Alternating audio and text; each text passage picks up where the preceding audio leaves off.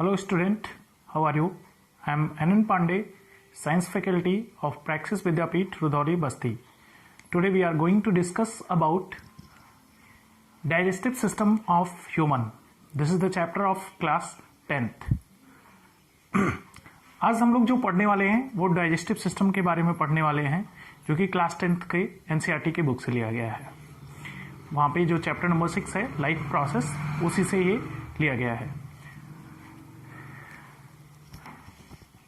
जैसा कि हम जानते हैं कि जो फूड हम खाते हैं वो हमारी बॉडी के अंदर क्या होता है, डाइजेस्ट होता है। एंड जो फूड हम खाते हैं वो एक कॉम्प्लेक्स फॉर्म में होता है, और हमारी बॉडी जो फूड को डाइजेस्ट करती है वो सिंपलर फॉर्म में डाइजेस्ट करती है। तो बहुत सारे ऑर्गन्स होते हैं हमारी बॉडी में जो फूड को डाइजेस्ट करने में हेल्प करते हैं। तो first of all we should know that what is a digestion. Digestion क्या होता है? Digestion is the process in which complex form of food is converted into a simpler form. Digestion वह process है जिसके अंतर्गत जटिल फूड जो है वो सरल फूड में कन्वर्ट हो जाता है या सिंपल फूड में कन्वर्ट हो जाता है। अब इसमें बहुत सारे ऑर्गन, जैसा कि मैंने बताया आपको, पार्टिसिपेट करते हैं। वैसे तो हमारी बॉडी के अंदर बहुत सारे ऑर्गन्स हैं, लेकिन कुछ ऑर्गन्स होते हैं जो डाइजेस्टिव सिस्टम में हेल्प करते हैं। जैसे कि मैं यहाँ पे एक डायग्राम बनाया हूं ह्यूमन डाइजेस्टिव सिस्टम का, आप देख सकते हैं। अब इसमें बात करते हैं कि वो कौन कौन से ऑर्गन हैं जो क्या करते हैं, फूड डाइजेशन में हेल्प करते हैं। तो first of all we should know about the mouth. हमें माउथ के बारे में जानना चाहिए। माउथ जो है, यहीं से फूड का डाइजेशन स्टार्ट हो जाता है। एंड माउथ के अंदर हमारे बकल कैविटी होता है। This is called buccal cavity. Buccal cavity के अंदर क्या होता है, हमारे टीथ प्रेजेंट होते हैं, और ये टीथ क्या करते हैं, जब हम फूड को इनटेक करते हैं then they can cut down the food into a small pieces. वो क्या करते हैं, टीथ उस फूड को स्मॉल पीस में कटिंग कर देते हैं या कट डाउन कर देते हैं या छोटे छोटे टुकड़े में काट देते हैं।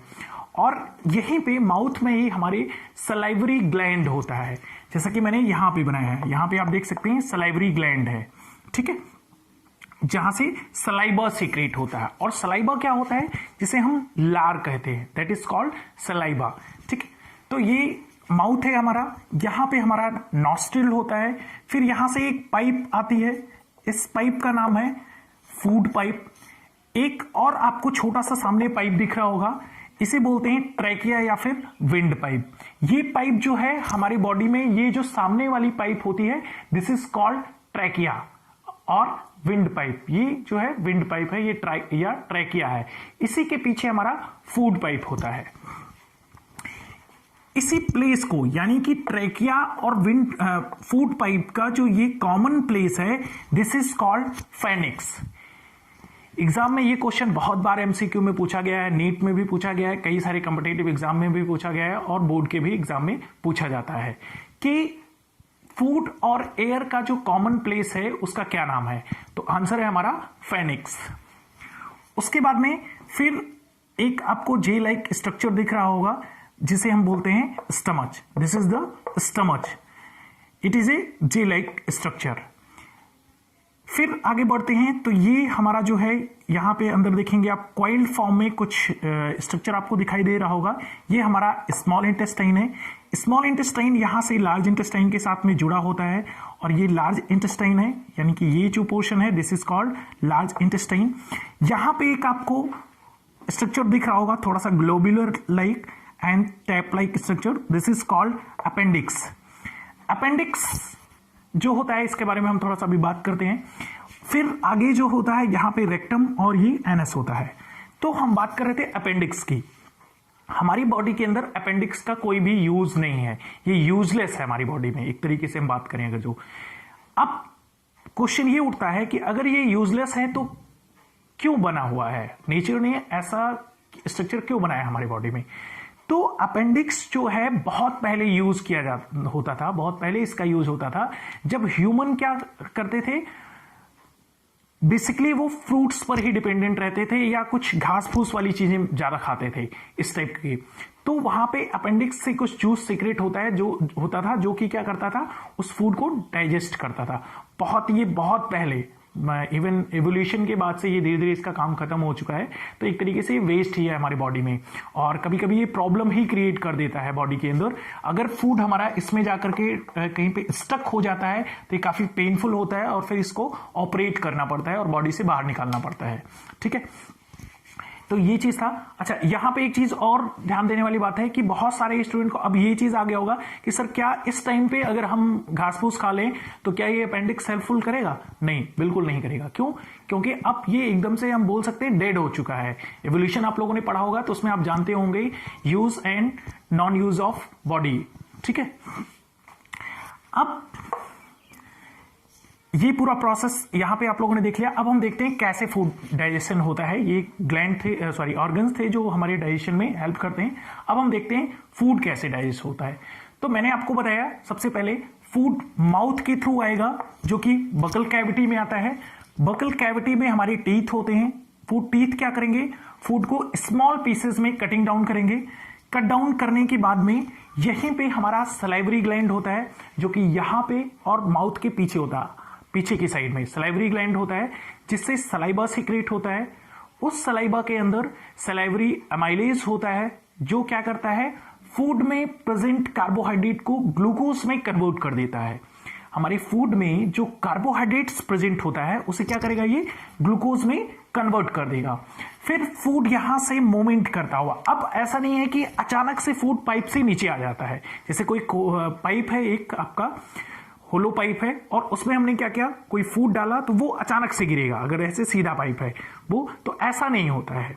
वो क्या होता है, फूड में एक टाइप का मोमेंट होता है जिसे पेरिस्टाल्टिक मोमेंट कहते हैं।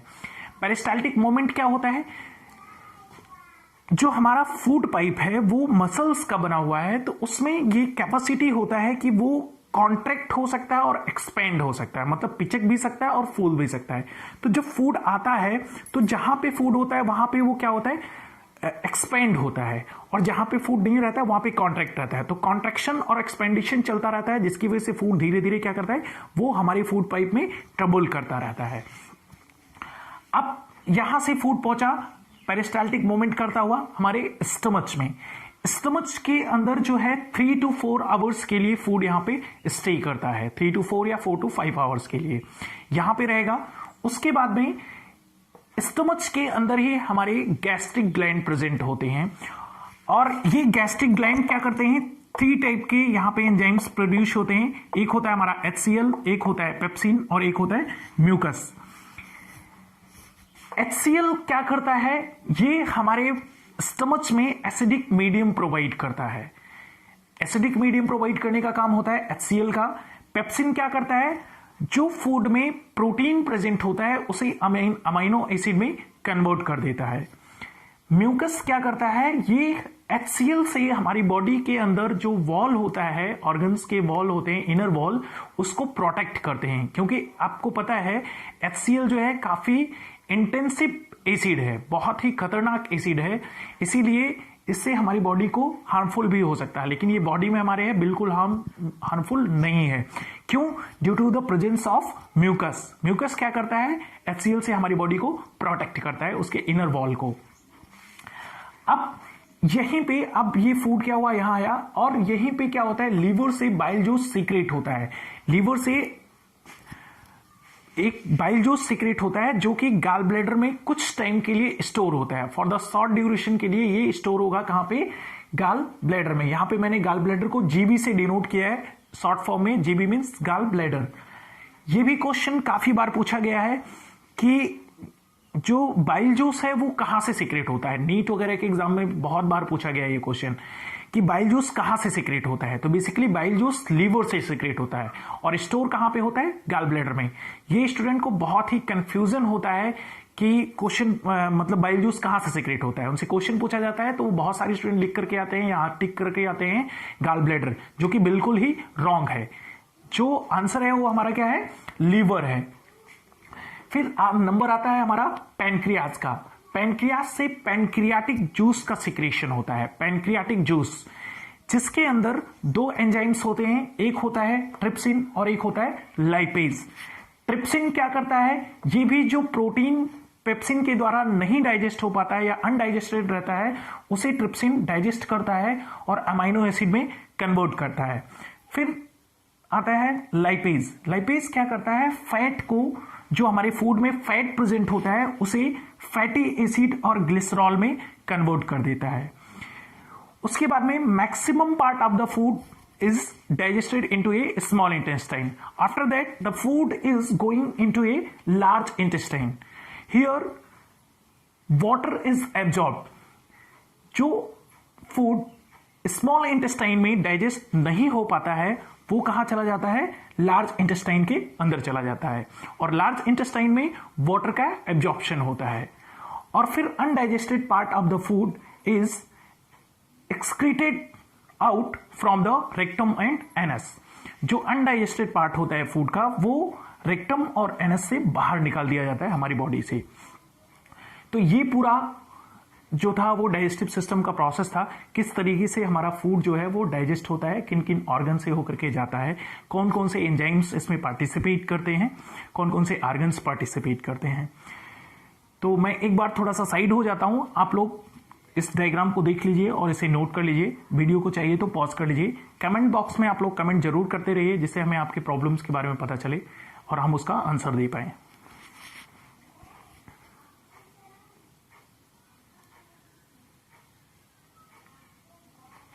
ठीक है, आई होप आप लोगों ने वीडियो पॉज करके ये चीज नोट कर लिया होगा।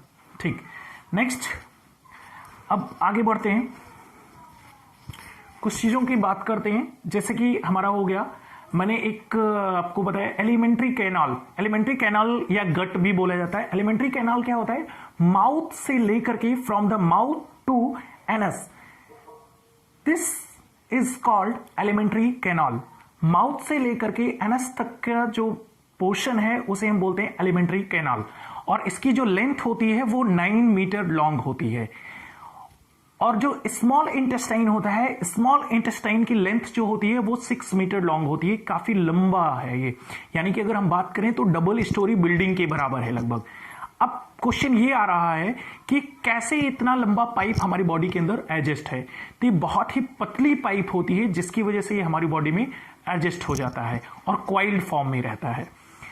फिर बात करते हैं लार्ज इंटेस्टाइन की। तो लार्ज इंटेस्टाइन का जो लेंथ होता है वो 1.5 मीटर लॉन्ग होता है। अब एक क्वेश्चन आप लोगों के दिमाग में ये उठ रहा होगा कि सर स्मॉल इंटेस्टाइन की जो लेंथ है वो 6 मीटर लॉन्ग है और लार्ज इंटेस्टाइन की जो लेंथ है वो कितना है, 1.5 मीटर लॉन्ग है।